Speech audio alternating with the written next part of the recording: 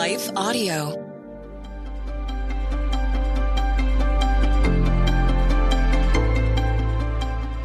Welcome to the Crosswalk Devotional. We are so glad to have you listening. I'm Michelle Lazuric. Today's topic is, Don't Grieve as though you have no hope. We'll be back after a word from our sponsor.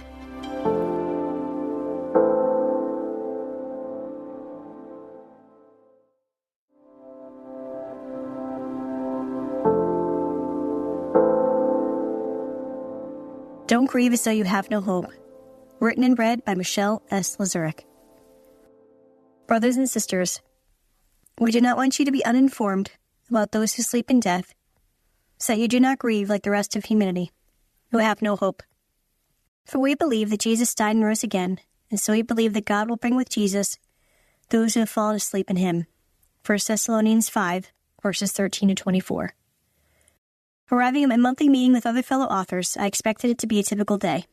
I assumed we would update each other on what we've been doing, ask questions regarding the writing world, and then pray for each other. When we got to prayer time, we received shocking news. 2 of the ladies in my cohort told us they had cancer. Both said to us that they had aggressive forms of cancer and needed to have treatment right away. Both would have to have radiation and chemotherapy to shrink the tumor that was discovered. My first thought was one of surprise and despair. Because so many loved ones have passed away from cancer, I assumed the worst.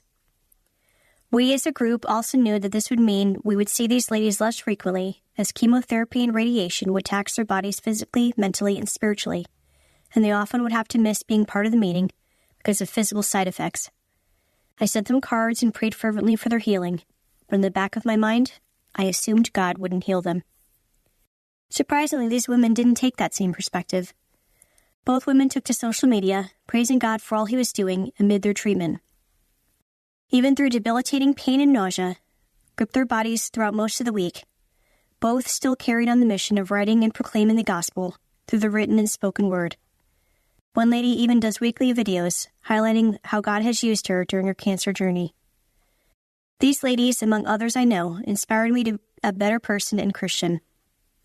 They see hope amid a difficult situation and use every day with whatever time they've been given to proclaim the gospel boldly.